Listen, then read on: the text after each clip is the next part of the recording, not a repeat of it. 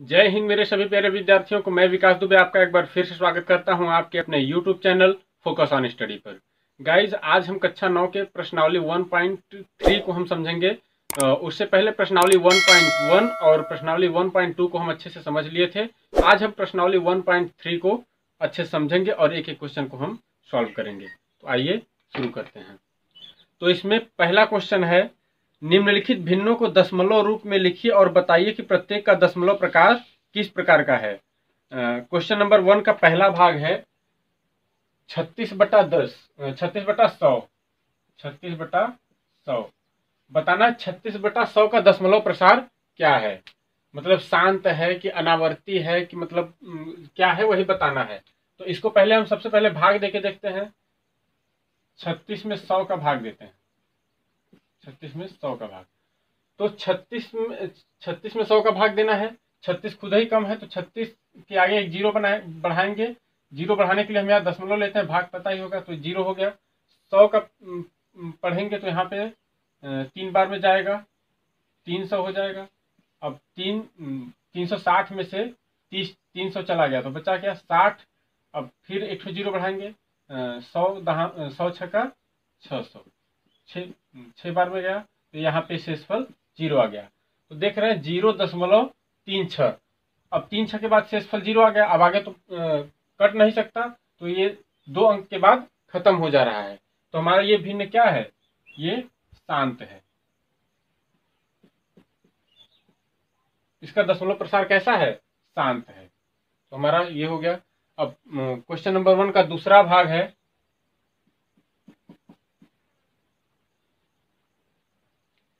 1/11। 1/11 का दशमलव प्रसार कैसा है, तो हम वही एक में पहले 11 का भाग देंगे। 11 का भाग देंगे तो एक में भाग जाएगा नहीं, इसके लिए हम यहाँ पे दशमलव लगा के जीरो बढ़ाएंगे। अब भी नहीं जाएगा तो एक जीरो और बढ़ाएंगे, यहाँ पे दशमलव के बाद जीरो आ जाएगा। तो अब 11 का पहाड़ा 100 में पढ़ेंगे तो बताइए, 11 9 99, यहाँ पे 9 99 आ जाएगा। 100 में से 99 चला जाए, एक बचेगा। फिर एक में नहीं जाएगा, फिर हम यहाँ पे जीरो बढ़ाएंगे, यहाँ पे जीरो, 2 जीरो, फिर 11 9 99, फिर एक बचेगा। फिर हम यहाँ पे जीरो बढ़ाएंगे, एक जीरो और बढ़ाएंगे, तो फिर 11 9 99। देख रहे हैं ऐसे ही बढ़ता चला जा रहा है, शेषफल जीरो आ ही नहीं रहा है। तो हम देख रहे हैं यहाँ पे 0.9, मतलब 0.090909, आगे भी बढ़ता चला 0.909, ऐसे ही बढ़ता रहेगा।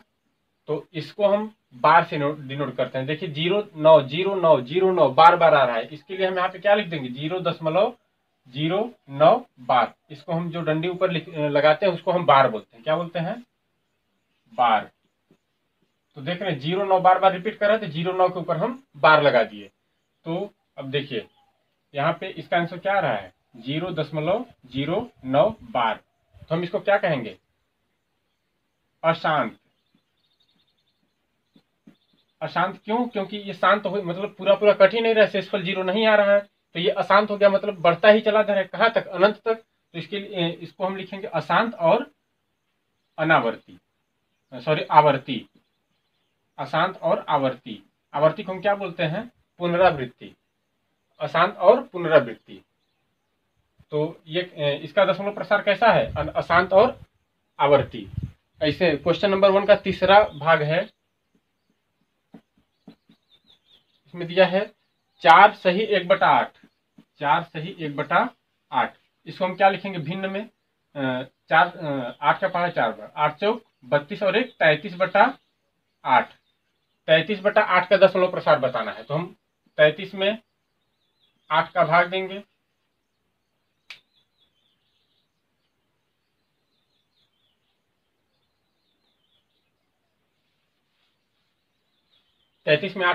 देखिए क्या होगा, 8 त्रिक 24, 8 चौक 32,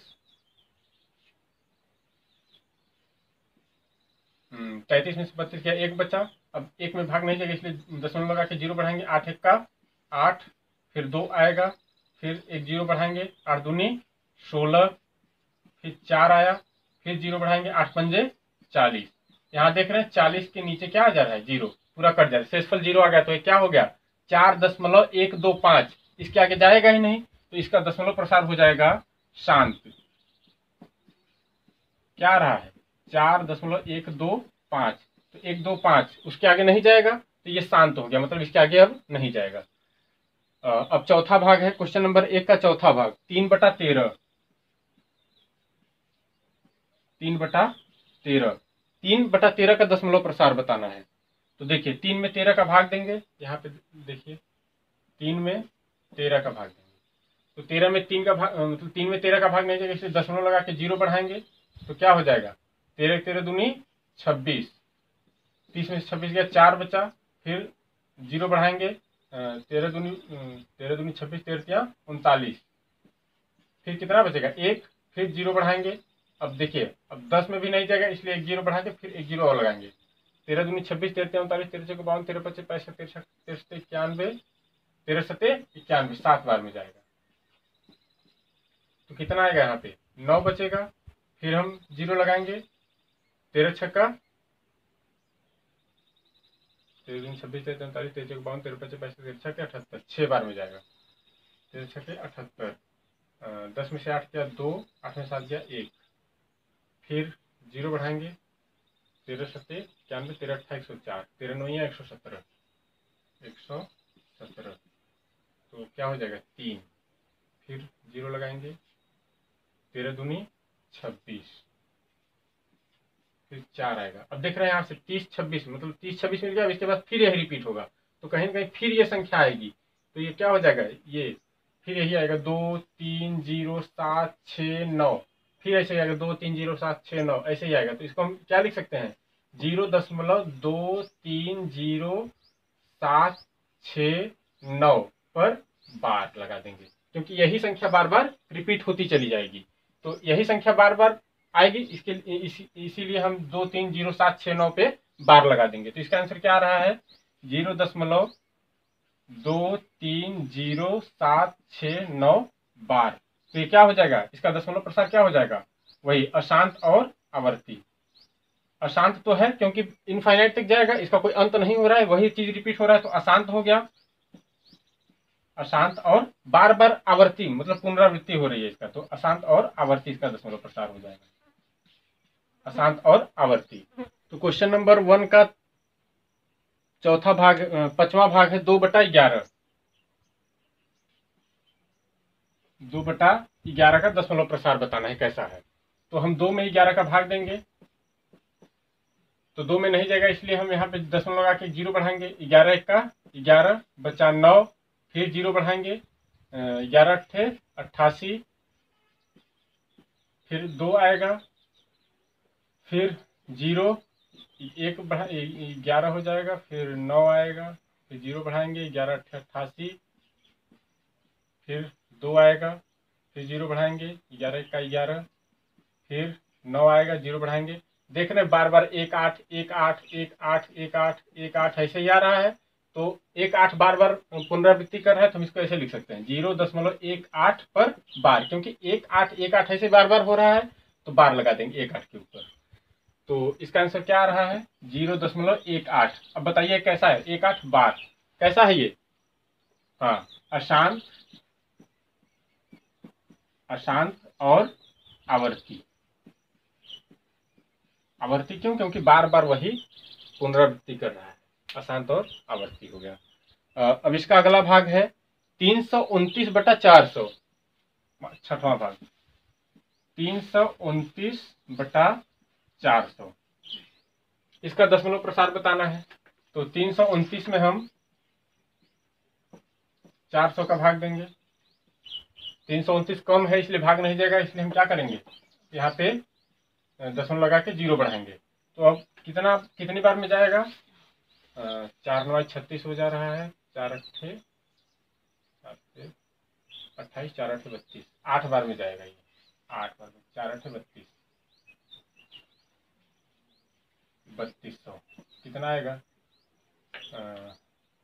90, फिर नहीं जाएगा इसलिए हम 0 बढ़ाएंगे, 4 1 का 4 4 दूनी 8, 800 हो जाएगा ये, घटाएंगे 100 आएगा, फिर हम एक 0 बढ़ाएंगे, 4 दूनी 8, 2 बार में फिर जाएगा 800, फिर आया 200 यहाँ बचा, फिर हम एक जीरो बढ़ाएंगे, 4 पंजे 20, ये 2000 आ गया।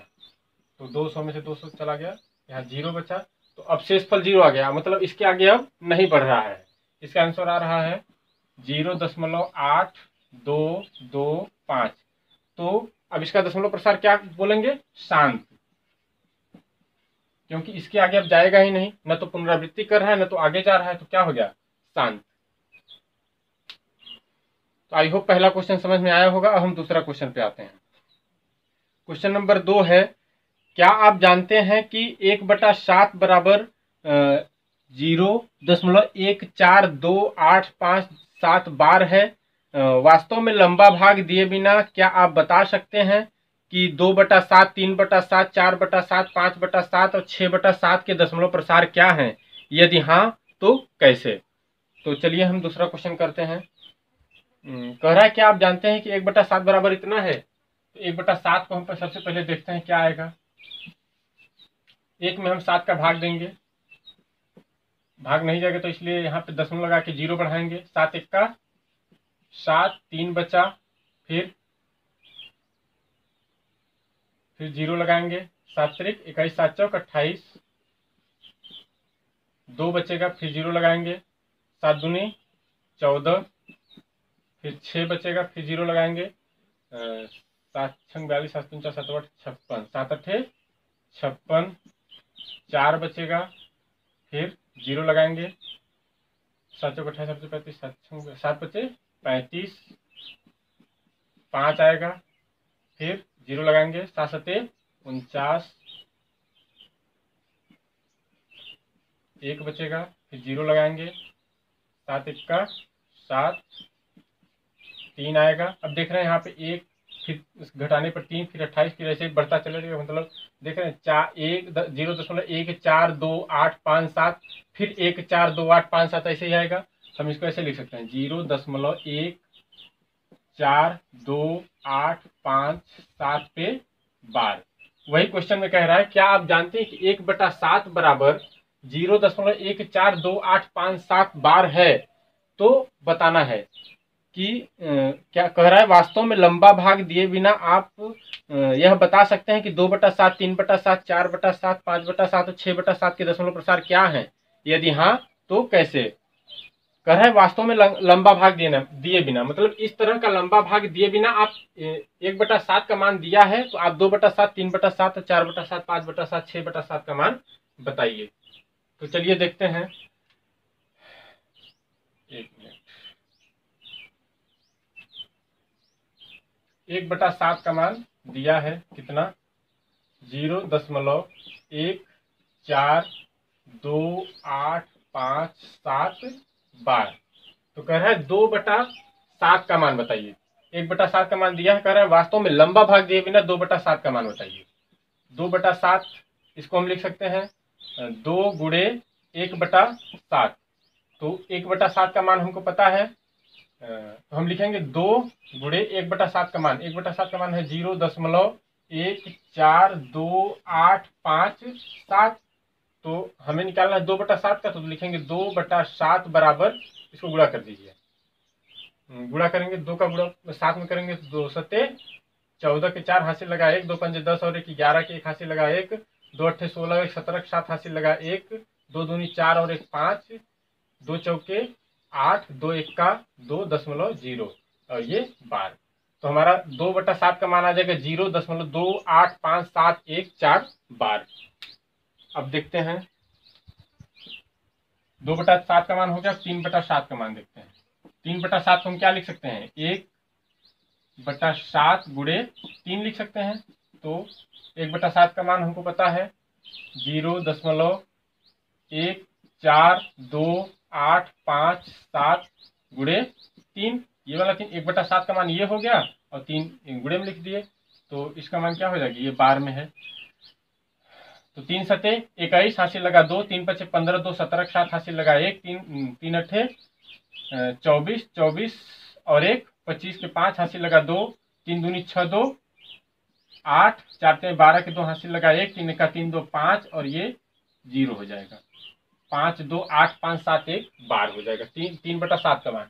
अब 4/7 का मान देखते हैं। 4/7 को हम क्या लिख सकते हैं? 1/7 गुणे 4। हमें 1/7 का मान पता है। 1/7 का मान क्या है? 0.142857 और गुणे 4। तो क्या हो जाएगा? ये 12 है। 7 चौक 28 के 8 हासिल लगा 2, 5 चौक 20 2 22 के 2 हासिल लगा 2, 8 चौक 32 2 34 के 4 हासिल लगा 3, 2 चौके 8 और 3 11 हासिल लगा 1, 4 चौके 16 17 के 7 हासिल लगा 1, 4 1 का 4 और 1 5, ये 0 हो जाएगा। 0.571428 पर बार। ये हमारा हो गया 4/7 का मान। अब निकालते हैं 5/7 का मान। 5/7 5/7 को क्या लिख सकते हैं? 1/7 गुणे 5, क्योंकि 5/7 हो जाएगा। तो हम इसको लिखेंगे 1/7, सॉरी 1/7 का मान हमको दिया है। क्या चीज? 1/7 का मान हमें यहाँ दिया है 0.142857 पर बार और गुणे 5। तो अगले स्टेप में हो जाएगा, इसका गुणा कर देंगे। 5 सते 35 के 5 हासिल लगा 3, 50 25 3 28 हासिल लगा 2, 8 पंजे 40 2 42 के 2 हासिल लगा 4, 5 दूनी 10 4 14 4 हासिल लगा 1, 5 चौक 20 और 1 21 के 1 हासिल लगा 2, 5 1 का 5 2 7 और ये 0 हो जाएगा। तो 0.174285 पर बार। ये हो गया 5/7 का मान। 6/7 का भी निकालना है। 6/7 को हम क्या लिख सकते हैं? लिख सकते हैं 1/7 गुणे 6। 1/7 का हमें मान पता है 0.142857 बार, और इसका हमें 6 से गुणा कर देना है। तो हो जाएगा 6 सते 42 के 2 हासिल लगा 4, 6 पंजे 30 4 34 के 4 हासिल लगा 3, 8 छंग 48 48 और 3 51 हासिल लगा 5, 6 दूनी 12 5 17 के 7 हासिल लगा 1, 6 चौक 24 25 के 5 हासिल लगा 2, 6 का 6 2 8 और ये 0 हो जाएगा। तो 0.85742 पर बार हमारा हो जाएगा 6/7 का मान। तो यही पूछा था कि दशमलव प्रसार क्या है, यदि हाँ तो कैसे। अब हम बता दिए कैसे कैसे होगा। लंबा भाग दिए बिना, कहा था कि वास्तव में लंबा भाग दिए बिना क्या आप बता सकते हैं कि इसका मान क्या होगा? तो बिल्कुल हम बिना ये वाला लंबा भाग किए बिना हम सबका मान बता दिए। 2/7 3/7 4/7 5/7 6/7 सबका हम मान बता दिए लंबा भाग दिए बिना। अब आते हैं क्वेश्चन नंबर 3 पर। क्वेश्चन नंबर 3 कह रहा है निम्नलिखित को P/Q के रूप में व्यक्त कीजिए, जहां P और Q पूर्णांक है तथा Q 0 के बराबर नहीं है। Q is not equal to 0। तो ये तो हमको याद हो गया होगा कि ये किसका परिभाषा है? परिमेय संख्या का परिभाषा है कि P और Q पूर्णांक होना चाहिए और P/Q के रूप में होना चाहिए और Q 0 नहीं होना चाहिए। कह रहा है कि निम्नलिखित को P/Q के रूप में व्यक्त कीजिए, जहां P और Q पूर्णांक है तथा Q 0 नहीं है। तो तीसरा क्वेश्चन नंबर तीसरा का पहला भाग है 0.6 बार। 0.6 बार। बार का मतलब क्या है कि जिस संख्या के ऊपर बार लगा है वो संख्या बार बार रिपीट कर रही है। तो इसको हम क्या लिख सकते हैं? 0.6666 ऐसे ही डॉट डॉट कहां तक बढ़ता रहेगा। तो इसको 0.6 बार को हम 0.666 के रूप में लिख दिए। हमें इसको बदलना है P/Q के रूप में। P/Q के रूप में बदलना है। तो हम इसको मान लेंगे, माना x बराबर 0.66666 ऐसे ही इनफाइनाइट। तो ये हो गया समीकरण, इसको 1 मान लेंगे, समीकरण 1।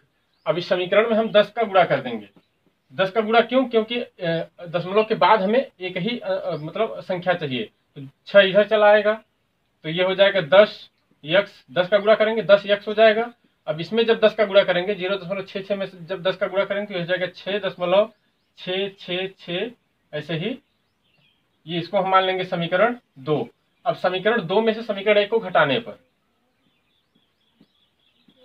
समीकरण 2 माइनस समीकरण 1, समीकरण 2 में से समीकरण 1 को घटाने पर, तो जब इसको घटाएंगे 10 में से 10x में से 1x चला जाएगा तो बचेगा 9x बराबर 6 में से 0 जाएगा तो 6 बचेगा। और ये मतलब छः में से छः घटाएंगे तो ये 0 हो जाएगा, क्योंकि मतलब कुछ नहीं बचेगा, दशमलव 0 हो जाएगा। तो 6.0 का कोई महत्व ही नहीं है, तो हम इसको ऐसे लिखेंगे 9x बराबर 6। यक्स बराबर जब पक्षांतर करेंगे तो गुणा में है तो भाग हो जाएगा, 6/9। इसको काटेंगे, 3 दूनी 6 और 3 त्रिका 9। यक्स बराबर 2/3। तो कह रहा था p बाई क्यू के रूप में बदलिए, इसको हम p बाई क्यू के रूप में बदल दिए। और p और q दोनों पूर्णांक है और q 0 नहीं होना चाहिए, मतलब नीचे 0 नहीं है, इसको हम p बाई क्यू के रूप में बदल दिए। आंसर क्या आया? 2/3। अब अगले क्वेश्चन, तो क्वेश्चन नंबर 3 का अगला भाग है, दूसरा भाग है 0.47 पर बार। दूसरा भाग 3 का दूसरा भाग है 0.47 पर बार। अब यहाँ पे देखिए, ध्यान देने वाली बात यह है कि बार जो लगा है केवल 7 पर लगा है, 4-7 पर नहीं लगा है। तो मतलब 7 पर बार लगा है, इसका मतलब 7-7 रिपीट करेगा। तो 0.477777 ऐसे ही बढ़ता रहेगा, केवल 7-7 बढ़ेगा, 4 नहीं बढ़ेगा। तो इसको हम मान लेंगे, माना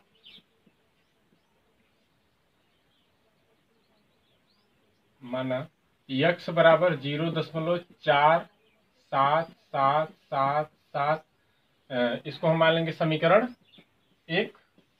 अब समीकरण 1 में हम 10 का गुणा करेंगे तो ये 4 इधर आ जाएगा, 7-7 हो जाएगा। चलिए 10 का गुणा करते हैं, गुणे 10 क्या हो जाएगा? ये 10x बराबर ये हो जाएगा 4.7777।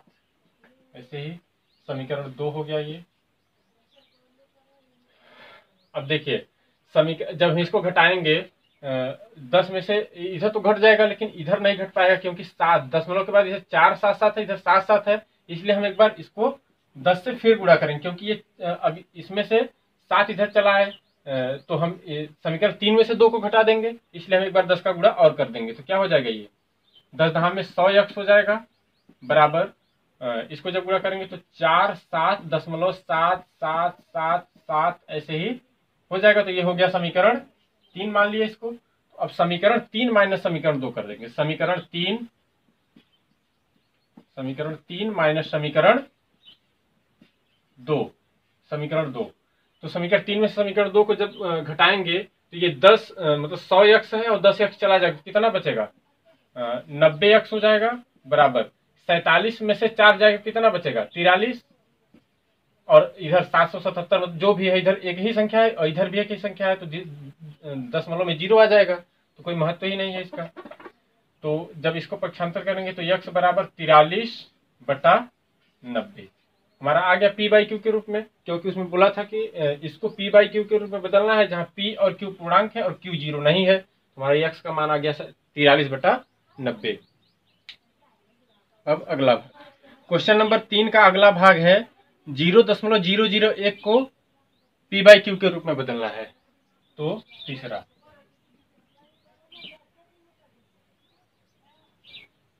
0.001 बार, 0.001 बार। अब यहाँ पे देखिए 001 पर बार लगा है, मतलब 001 रिपीट करेगा। तो इसको हम लिखेंगे 0.001 001 001 001, ऐसे ही बढ़ता रहेगा 001। तो हम इसको मान लेंगे, माना x बराबर 0.001 001 001 ऐसे ही बढ़ेगा। इसको हम समीकरण 1 मान लेते हैं। अब हमें चाहिए क्या? हम किसी तरह दशमलव के अगर हम इसको यहाँ पहुंचा दें तो फिर हमको दशमलव के बाद 001 मिलेगा। हम इसको यहाँ से यहाँ तक, दशमलव को यहाँ तक पहुंचाने के लिए 3 अंक इधर करना है, तो 1000 से गुणा कर देंगे। 1000 से गुणा कर देंगे तो क्या हो जाएगा? 1000x बराबर ये हो जाएगा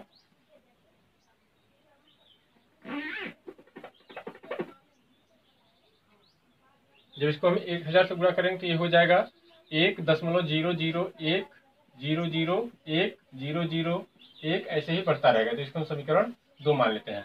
अब समीकरण 2 में से समीकरण 1 को घटाएंगे। समीकरण 2 माइनस समीकरण 1, समीकरण 1 को घटा देंगे। तो जब 1000 x में से 1 को घटाएंगे तो कितना हो जाएगा? 999x बराबर 1 में से 0 घटाएंगे तो 1 बचेगा, और इस दशमलव के इस साइड की सभी संख्या इस साइड की सभी संख्या से घटा देंगे तो सब वही सेम संख्या है, तो 0 हो जाएगा। तो 1.0 लिखने से कोई मतलब ही नहीं है। तो इसको जब पक्षांतर करेंगे तो x बराबर 1/999, यही हमारा आंसर हो गया। हम इसको p/q के रूप में लिख दिए। p और q दोनों पूर्णांक है और q 0 नहीं है, तो हमको यही कहा गया था कि p/q के रूप में बदलना है। किसको? 0.001 बार को। अब आते हैं क्वेश्चन नंबर 4 पर।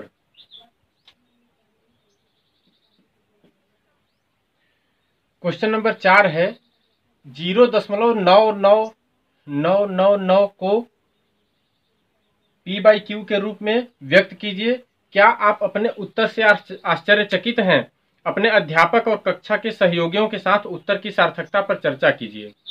तो कह रहा है 0.999 बार को p/q के रूप में बदलिए। 0.99999 डॉट डॉट डॉट इसको p/q के रूप में बदलना है। तो डॉट डॉट लिखने का क्या मतलब है? कहीं ना कहीं ऐसे लिखा है 0.9 बार, तो पिछली विधि से हम इसको करेंगे, तो हम इसको मान लेंगे। माना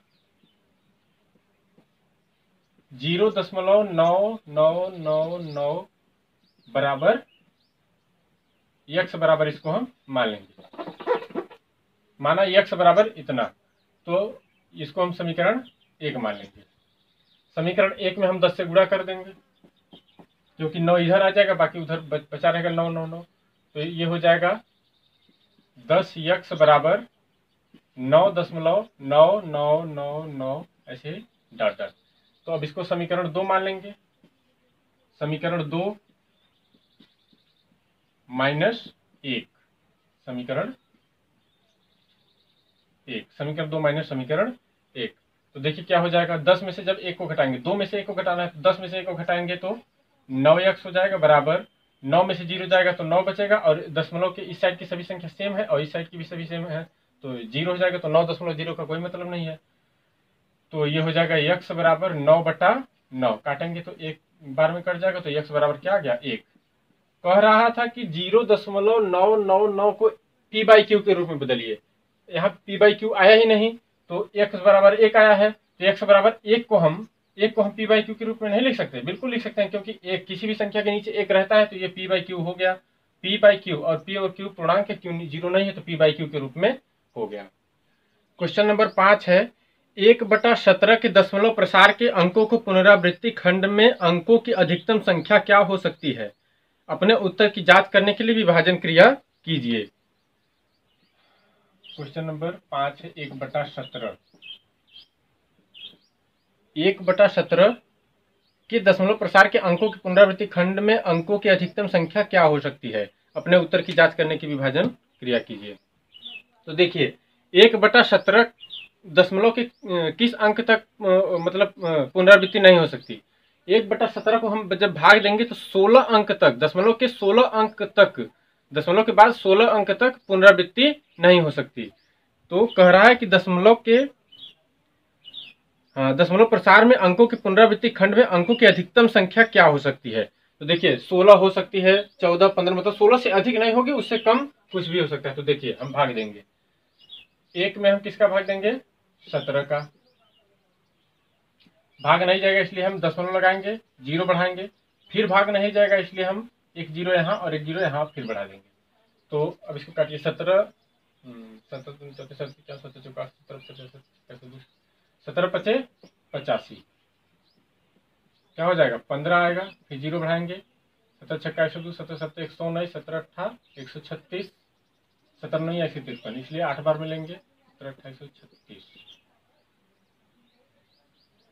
10 में से 6 गया 4, 4 में से 3 गया 1, 0 लेंगे, 17 8 136। 10 में से 6 गया 4, 4 ही आया, 17 34, 17 दूनी 34। 10 में से 4 गया 6 बचा, 0 लेंगे, 51, 9 बचा, 0 लेंगे, 85, 5 आ गया, 0 लेंगे, 34।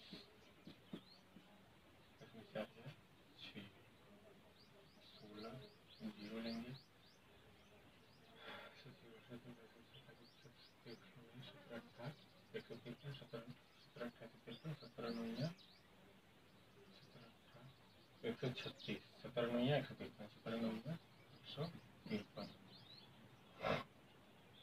10 में से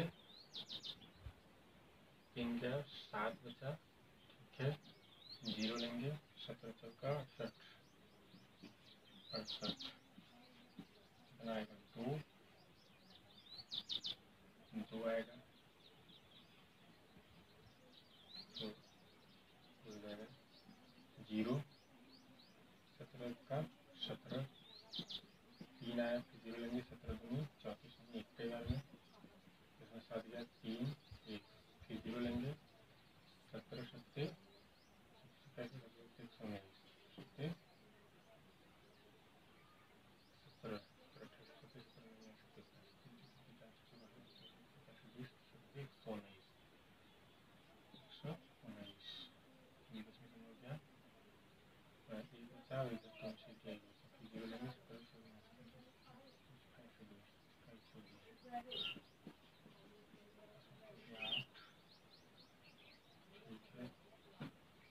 0 लेंगे, 17 51, 17 चौका 68,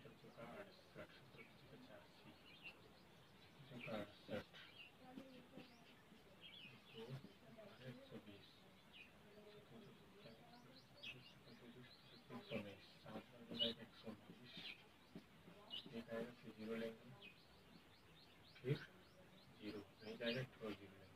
अब देखिए यहाँ पे 17 सत्ते 119, 120 में से जब 119 को घटाएंगे तो 1 आएगा। अब 1 में भाग नहीं जाएगा, इसलिए हम 0 बढ़ाएंगे। अब फिर देखिए भाग नहीं जा रहा, फिर यहाँ पे 1 0 और बढ़ाएंगे, फिर यहाँ पे 1 0 और बढ़ाएंगे। अब देखिए यहाँ पे 100 आया था, अब यहाँ पे भी 100 आ गया, कहीं ना कहीं फिर से रिपीट होगा यही चीजें। तो देखिए 0 बढ़ा दिया यहाँ पे, तो देखिए अब कितने अंक तक दशमलव विस्तार हो रहा है इसका, 1 2 3 4 5 6 7 8 9 10 11 12 13 14 15 16, ये 0 तो अभी को लगाए हैं उसको 100 बनाने के लिए। यहाँ पे हो गया 1 2 3 4 5 6 7 8 9 10 11 12 13 14 15 16 अंक के बाद फिर से रिपीट करने लगेगा। तो वही कह रहा है कि 1/17 के दशमलव प्रसार के अंकों की पुनरावृत्ति खंड में अंकों की अधिकतम संख्या क्या हो सकती है। तो अधिकतम संख्या 16 हो सकती है। आप ये मत कहिएगा केवल 16, अधिकतम संख्या 16 हो सकती है। कहीं कहीं ये 15 14 13 1 2 कुछ भी हो सकता है, लेकिन अधिकतम कहाँ तक, केवल 16 तक।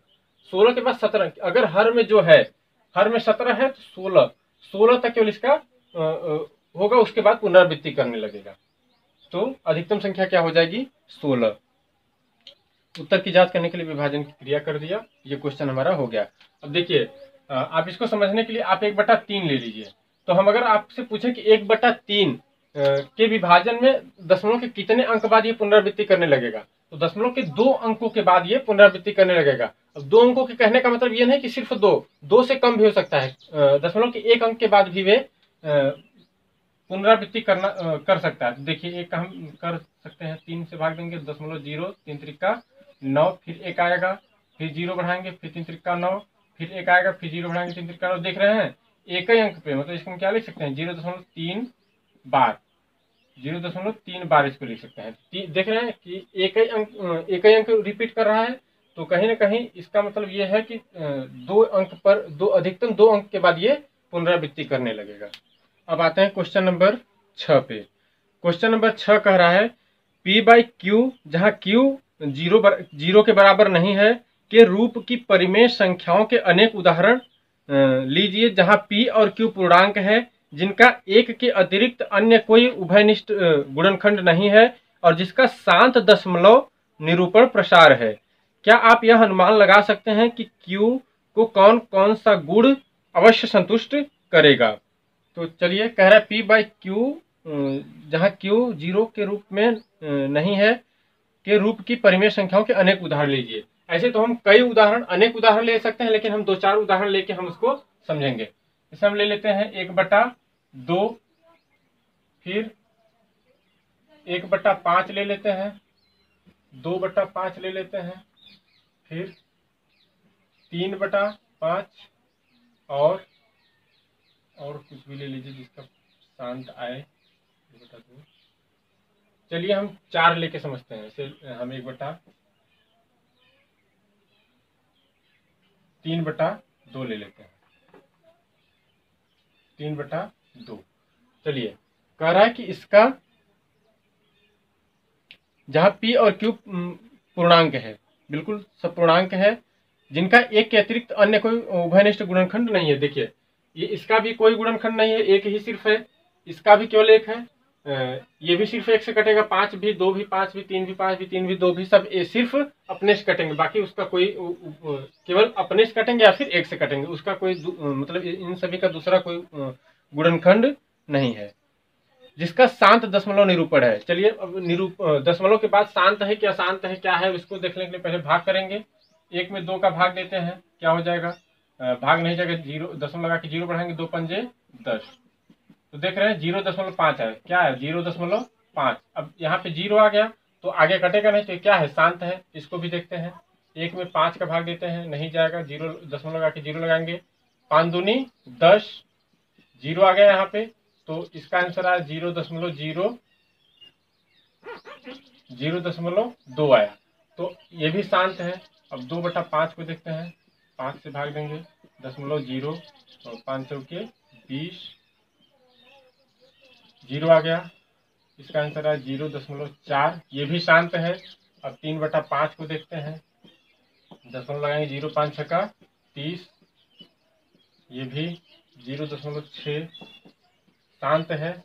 अब 3/2 को देखते हैं, ये आ जाएगा 2 1 2, 1 जाएगा, 0.0, 2 पंजे 10, ये भी 0 आ गया, इसका भी क्या हो रहा है 1.5, ये भी कट जा रहा है, तो ये भी शांत है। तो सारी कंडीशन फुलफिल हो रहा है यहाँ पे। तो कह रहा है, क्या आप यह अनुमान लगा सकते हैं कि क्या आप अनुमान लगा सकते हैं कि Q को कौन सा गुण अवश्य संतुष्ट करेगा। तो आप देख रहे हैं कि Q की जगह पे क्या है, 2 5 2 5 2 5 ऐसे ही सब है, दूसरी कोई संख्या लेंगे तो शांत नहीं हो सकता। कह रहा है कौन सी संख्या अवश्य संतुष्ट करेगा, तो दूसरी कोई संख्या लेंगे तो संतुष्ट करेगा कि नहीं करेगा कोई गारंटी नहीं है। लेकिन यहाँ पे अगर हम Q की जगह पे 2 5 2 और 5 2 और 5 2 और 5 लेंगे, केवल 2 और 5 ही है कि जो इसको शांत कर सकता है, बाकी कोई भी संख्या ले लेंगे तो वो शांत कर भी सकता है नहीं भी। तो हम ये कह सकते हैं कि 2 के घाते n और 5 के घाते m, मतलब 2 की कोई घात लेंगे तब ये शांत होगा, और 5 के घाते m लेंगे तो कोई शांत होगा। क्वेश्चन नंबर 7 है, इसमें पूछा है ऐसी 3 संख्याएं लिखिए जिनके दशमलव प्रसार अनवसानी या फिर अनावर्ती हो। अनवसानी अनावर्ती हो, तो यहाँ पे समझ लीजिए अनवसानी अनावर्ती मतलब क्या। अनवसानी मतलब शांत भी न हो, मतलब बढ़ता ही चला जाए, और अनावर्ती मतलब अनवसानी और क्या बोला था, हाँ, अनावर्ती मतलब आवर्ती भी न हो, जिसके ऊपर बार न लगाया जा सके, मतलब कटे पूरा कट भी न सके और बार भी न लग सके, मतलब जो शांत भी न हो और रिपीट भी न करे। जैसे कह रहा 3 संख्या ऐसी उदाहरण लीजिए, तो हम इसको ऐसे, क्वेश्चन नंबर 7, ऐसी 3 संख्या लीजिए जो अनावर्ती और अशांत हो। हम इसको ऐसे लिख सकते हैं 0.12502976052 कुछ भी लिख सकते हैं। देख रहे हैं 0.125 मतलब पूरा बढ़ता भी चला जा रहा है और कोई रिपीट भी नहीं कर रहा है। इसके ऊपर हम बार लगा सकते हैं क्या, नहीं लगा सकते, क्योंकि कोई संख्या रिपीट नहीं कर रही है और बढ़ भी रही है। तो अनावर्ती और अशांत भी है, अनावर्ती और अशांत। उदाहरण 1 हो गया, 3 संख्या लिखनी है, तो हम इसको ये भी लिख सकते हैं 1.225097123571256, ऐसे बढ़ता चला जाएगा, कुछ भी लिख सकते हैं। तीसरा उदाहरण ले लीजिए 5.2597023, ऐसे बढ़ता चला जाएगा। अब आप देख रहे हैं यहाँ पे पूरा ये संख्या कट भी नहीं रही है कहीं भी, और कोई संख्या रिपीट भी नहीं कर रही है कि हम बार लगा दें, बढ़ भी रही है और कट भी नहीं रही है। तो अनावर्ती और अशांत ये तीनों संख्याएं हैं। क्वेश्चन नंबर 8 है, परिमेय संख्याओं 5/7 और 9/11 के बीच की 3 अलग अलग अपरिमेय संख्या ज्ञात कीजिए। जैसे भिन्न परिमेय संख्या देता था और पूछता था कि परिमेय संख्या ज्ञात कीजिए, और यहाँ कह रहा है कि इसके इन दोनों के बीच अपरिमेय संख्या ज्ञात कीजिए।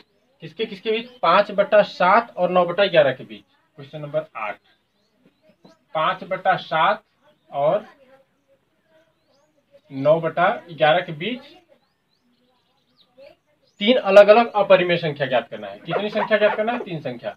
तो पहले भाग देंगे, 5 में 7 का भाग देंगे तो 0.05 से 35, सॉरी 7 से 49, एक आएगा, फिर 0 बढ़ाएंगे, 7 1 का 7, फिर 3, तो 0. इसको पहले भाग लेके देख लेते हैं। 9 में 11 का भाग देंगे, 0.0 11 9 99 11 88, क्या आएगा? 11 88, 2 आएगा।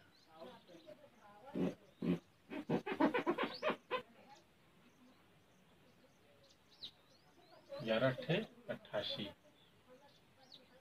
2 आएगा, और फिर 0 बढ़ाएंगे, 11 1 का 11, और इसका आंसर क्या आ गया? 0.71, और इसका आंसर क्या आ गया? 0.81।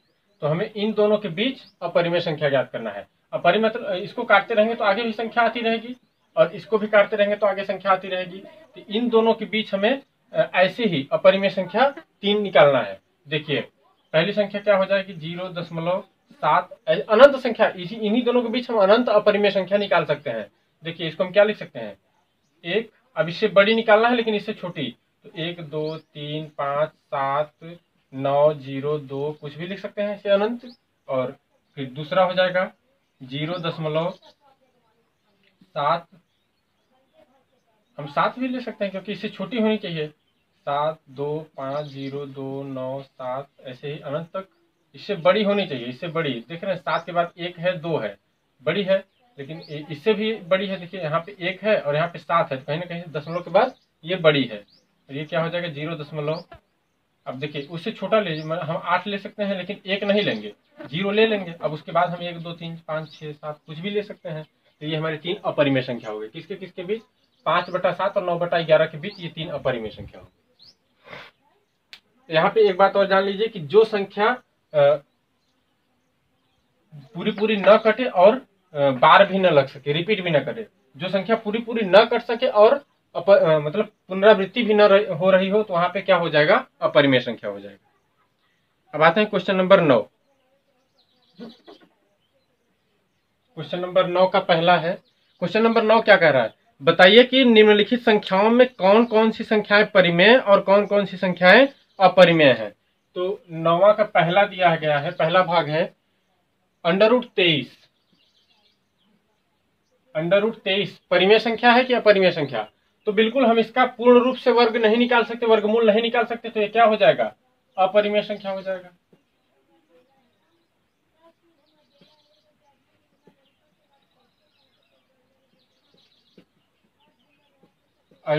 अपरिमेय संख्या है क्योंकि इसका पूर्ण रूप से वर्गमूल नहीं निकल सकता। दूसरा भाग है इसका √225 परिमेय है कि अपरिमेय? √225 परिमेय है कि अपरिमेय? इसका वर्गमूल क्या होता है? देखिए, ये 15 गुणे 15, 15 गुणे 15, ये 15 का वर्गमूल है। 2 15 है, 15 गुणे 15, तो एक 15 बाहर आ जाएगा, तो 15 का वर्गमूल है, इसलिए ये क्या है? अब बताइए, ये परिमेय संख्या है, तो √225 भी परिमेय संख्या है। अब तीसरा भाग है 0.3796, 0.3796 परिमेय संख्या है कि अपरिमेय संख्या? देख रहे हैं कोई बार भी नहीं लगा है और पूरी पूरी संख्या कट गई है, कहीं ना कहीं ये पूरी पूरी संख्या कट गई है, तो ये क्या हो जाएगा? परिमेय संख्या। परिमेय ये भी और ये भी परिमेय। अब चौथा भाग दिया है इसमें 7.478, 7.478 और 478 ... अब देख रहे हैं यहाँ पे 7.478 478 478 478 ऐसे ही बढ़ रहा है, तो इसको लिख सकते हैं कि 7.478 पर बार। तो देख रहे हैं जिस संख्या पे हम बार लगा देते हैं, मतलब ये बार बार पुनरावृत्ति कर रही है, तो ये संख्या क्या हो जाएगी, परिमेय। ये भी संख्या परिमेय होगी। पांचवा भाग दिया है 1.10 1.10 1 2 0, फिर 1 3 0, फिर 1 4 0, फिर 1 5 0, ऐसे ही बढ़ रहा है। आप देख रहे हैं ये संख्या न तो पूरी पूरी कट रही है, न तो बार लगाया जा सकता है, और पुनरावृत्ति नहीं कर रही है। तो इसका मतलब क्या हो जाएगा, न पूरी पूरी कर रही है, न तो पुनरावृत्ति भी कर रही है, तो ये अपरिमेय हो जाएगा, अपरिमेय हो जाएगा। तो इसमें पहला हो गया हमारा अपरिमेय संख्या, दूसरा परिमेय संख्या, तीसरा परिमेय संख्या, चौथा भी परिमेय संख्या, और पांचवा अपरिमेय संख्या। तो ये हमारा लास्ट क्वेश्चन था, और ये हमारा प्रश्नावली 1.3 का पूरा क्वेश्चन खत्म हो गया। आई होप आप लोगों को ये वीडियो अच्छा लगा होगा। यदि आपको ये वीडियो अच्छा लगा हो तो आप इस वीडियो को लाइक करिएगा और चैनल को सब्सक्राइब करिएगा। वीडियो को ज़्यादा से ज़्यादा लोगों के पास शेयर करिएगा। बहुत बहुत धन्यवाद।